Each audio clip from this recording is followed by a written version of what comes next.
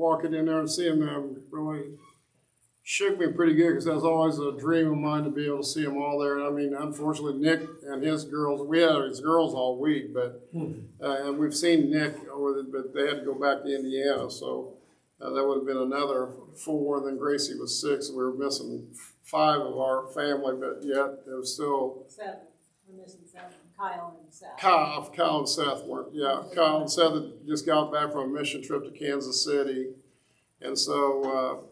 It really meant a lot to me to be able to walk in there and see that family sitting there. So I was pretty shocked. She's getting to be quite the, I don't know really what to say. She's getting to be quite sneaky. I didn't ever really know that sneaky side of her after 50 years, but for some reason, I guess it took 50 years of living with me to make her more sneaky. So I wish we'd have been thinking to take a picture, because you came walking in, and the look of surprise on your face, coupled with the fact that you had Kathy's purse slung over. Somebody got that picture? I wish we had. Oh, okay. That would have been a sight to get, that's for sure. Well, anyway, so that's where I wanted to kind of start with tonight. So we're going to be in chapter 5 of Daniel tonight, and we're going to be in session 6 of our story. And there's a little bit of discrepancy as far as who's the father of Belshazzar. And so I'm going to try to give you a little bit of history to think about here. Nebuchadnezzar died in 562 BC. He was succeeded by his son, Evil, and I don't know if is it E-V-I-L? How do you say that? Evil? He's not here, he doesn't matter.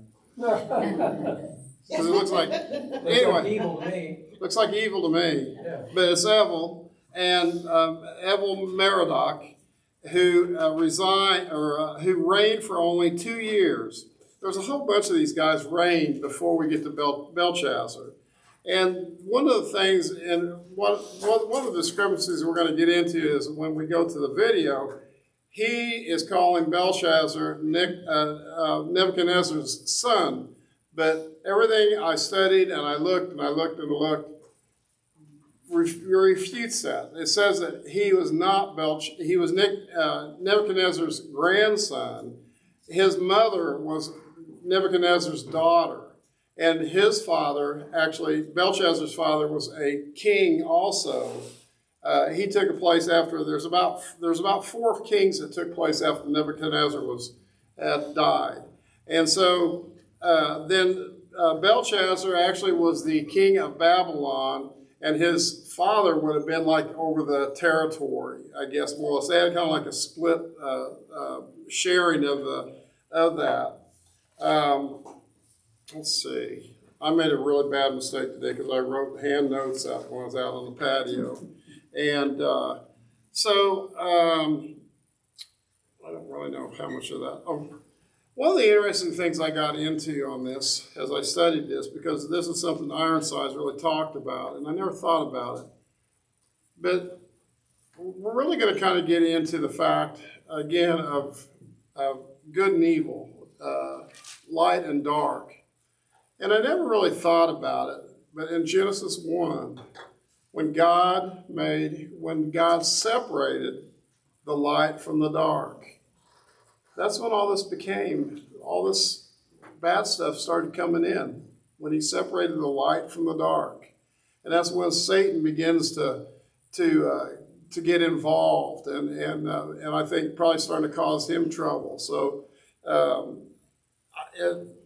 Ironside made a great comment on this, and I never really thought of it that way, but from the very beginning, after the fall, we got the fall, but I guess because we have free will, that's why the separation of light and dark is there, because we always had that free will to walk on one side or the other side.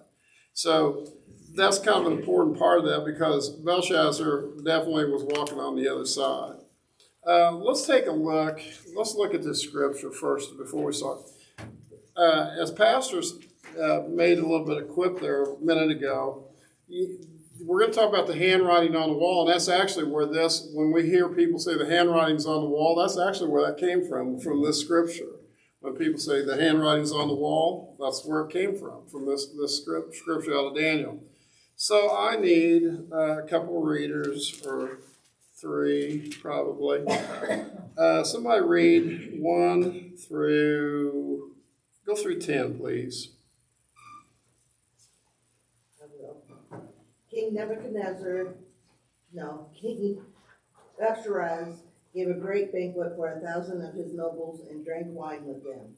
While Belshazzar was drinking his wine, he gave orders to bring in the gold and silver goblets that Nebuchadnezzar, his father, had taken from the temple in Jerusalem, so that the king and his nobles, his wives, and his incumbents might drink from them.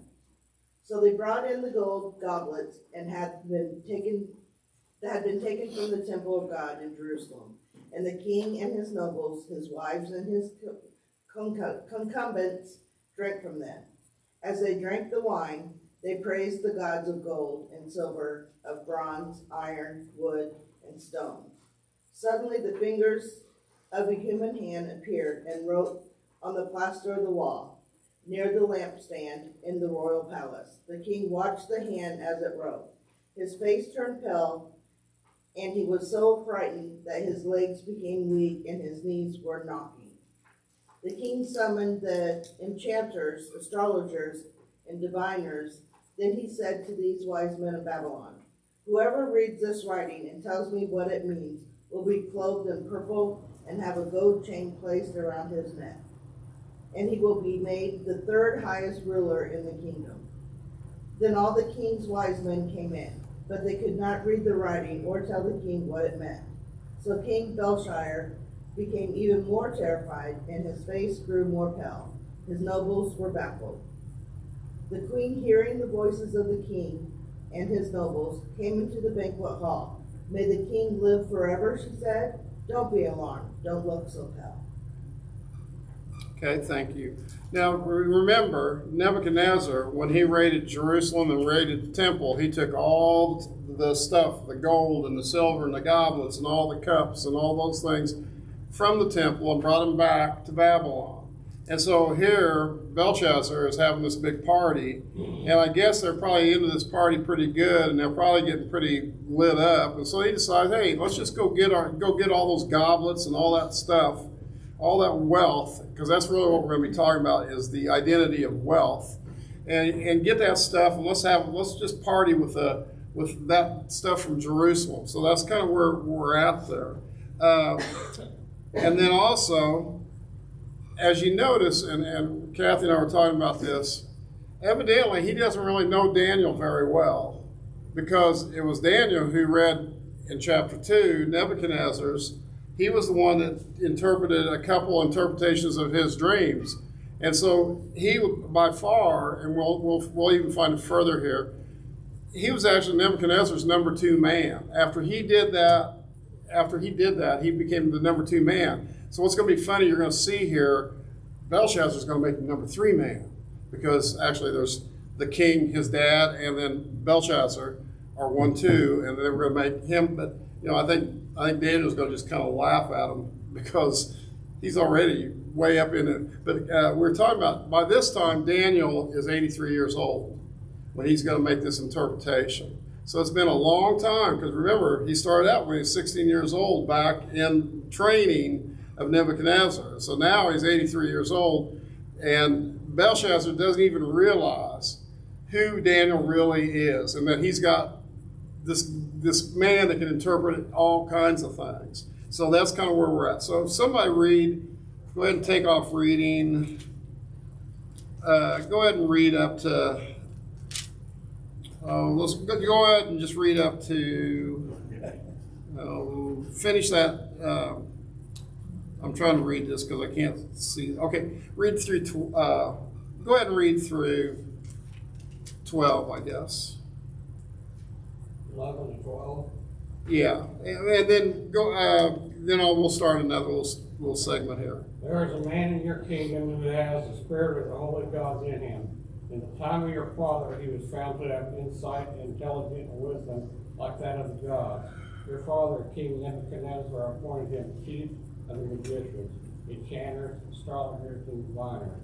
He did this because Daniel, whom the king called Belshazzar, was found to have a keen mind, knowledge, and understanding, and also the ability to interpret dreams, explain riddles, solve difficult problems. Call for Daniel, and he will tell you what the writing means.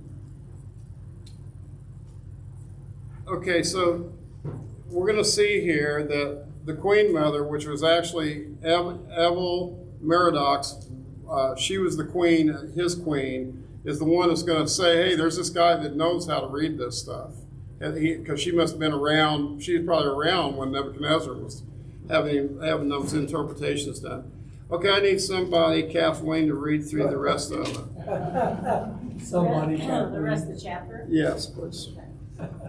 Just makes it easier. Then Daniel was brought in before the king. The king answered and said to Daniel, "You are that Daniel, one of the exiles of Judah, whom the king my father brought from Judah.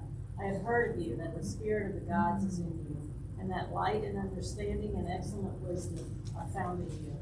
Now the wise men, the enchanters, have been brought in before me to read this writing and make known to me its interpretation, but they could not show the interpretation of the matter. But I have heard that you can give interpretations and solve problems. Now if you can read the writings and make known to me its interpretation, you shall be clothed with purple and have a chain of gold around your neck, and shall be the third ruler in the kingdom." Then Daniel answered and said before the king, "Let your gifts be for yourself, and give your rewards to another. Nevertheless, I will read the writing to the king and make known to him the interpretation. O King, the Most High God, give Nebuchadnezzar your father kingship and greatness and glory and majesty, and because of the greatness that he gave him, all peoples, nations, and languages trembled and feared before him. Who he would, he killed, and whom he would, he kept alive. Whom he would, he raised up, and whom he would, he humbled. But when his heart was lifted up, and his spirit was hardened so that he dealt proudly, he was brought down from his kingly throne, and his glory was taken from him. He was driven from among the children of mankind, and his mind was made like that of a beast, and his dwelling was with the wild donkeys. He was fed grass like an ox, and his body was wet with the dew of the heaven, until he knew that the Most High God rules the kingdom of mankind and sets over it whom he will. And you, his son, Belshazzar, have not humbled your heart, though you knew all of this, but you have lifted up yourself against the Lord of heaven. And the vessels of his house have been brought in before you, and you and your lords and your wives and your concubines have drunk wine from them, and you have praised the gods of silver and gold, bronze, iron, wood, and stone, which do not see or hear or know, but the God in whose hand is your breath, and whose all your ways you have not honored. Then from his presence the hand was sent, and his writing was inscribed. And this is the writing that was inscribed. Meaning, tickle, parson. This is the interpretation of the matter. Meaning, God has numbered the days of your kingdom and brought it to an end. Tickle, you have weighed in the balances and found wanting. Perez, your kingdom is divided and given to the Medes and the Persians. Then Belshazzar gave a command, and Daniel was clothed with purple, a chain of gold was put around his neck, and a proclamation was made about him that he should be the third ruler of the kingdom. That very night, Belshazzar, the Chaldean king, was killed, and Darius the Mede received the kingdom, being about 62 years old. That's one of the reasons Daniel didn't make a big deal out of being made number 3 man, because he knew that night it was going to be over with. It's a big deal. Big deal. He already knew what was going to happen. And, you know, the writing on the wall, number, weighed and divided. That's what that saying was that he talked about. So we're going to look at it from this guy's angle. Like I said, there's the discrepancy that I looked at enough places. I'm satisfied he was the grandson of Nebuchadnezzar, not the son. Even though you read it as son in that interpretation, I didn't read it out of. I didn't look in the King James to see what it said out of that. I think it probably means descendant. I think so. That's like Like a an morning faith of ancestor. our fathers. Okay. We're talking about our dad. Okay. Yeah, just an answer. Even in the New Testament, they talk about my father. Yeah. They're talking about your grandfather or great grandfather. Father even. Okay. Yeah. So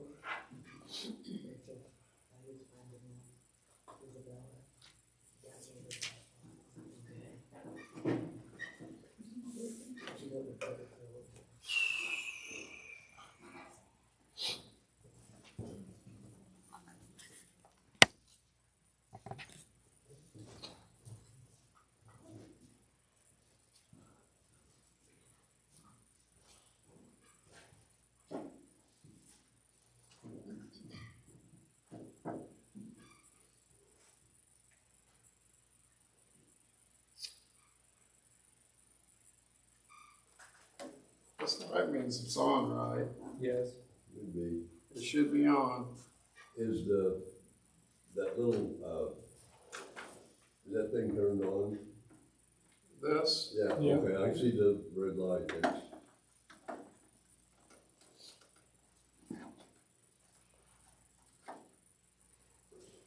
we don't seem to be getting much action here.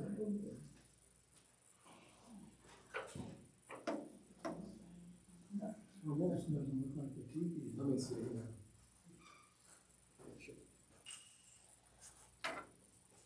Maybe we need batteries in there. Does that take double A? Triple.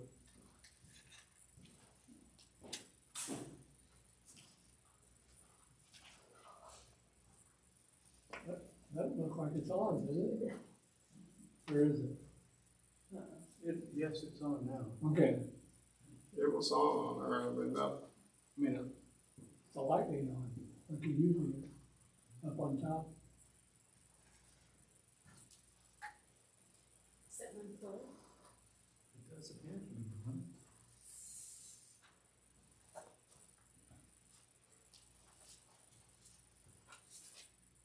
There it is now. It wasn't before, Pastor. or I think that, you're probably not you're right. right. Batteries either low or,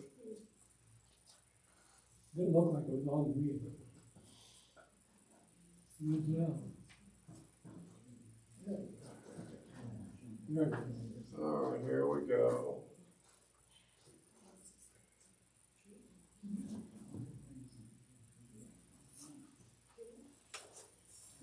This, if we're still having trouble with this, I can do it from there.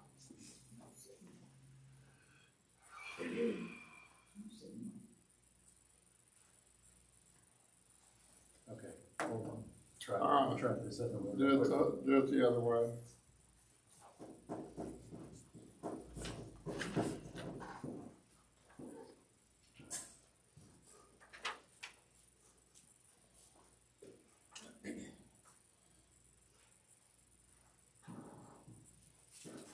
I don't think I mentioned though, tonight will be the end of the Babylon. We're gonna see the end of Babylon and the Babylon regime. Just like we read in Nebuchadnezzar's dream was he was gonna be the head of gold and then was gonna go to silver. The silver is gonna be the Persians and the Medes are gonna take over. In fact, right now, they're camped outside the walls of Babylon waiting to come in, and these guys are having this great big party and having a heck of a good time, and their enemies at the door waiting to take it over. So tonight, it will be the end of Babylon.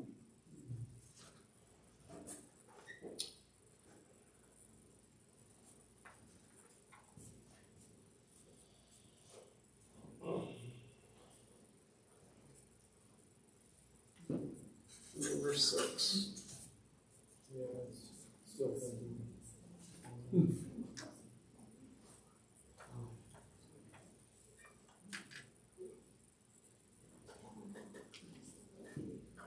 One last adjustment.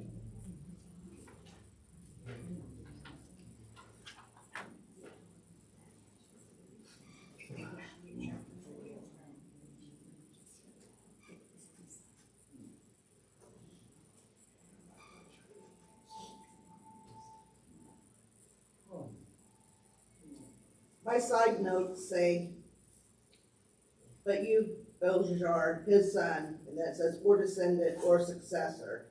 So,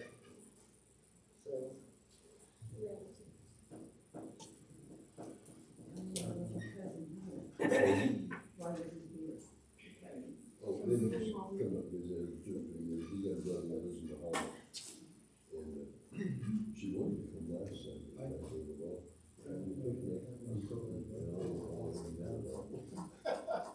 I don't know why it's a big deal. Sometimes, this is July, just wait a week. They come up about 2, 3 weeks.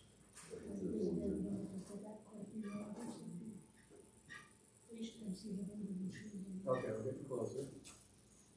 Don, is your aunt that was in the hospital there, No. Karen? Just a minute. Roberta's brother, one of her brothers, is this girl's dad, and he's passed away.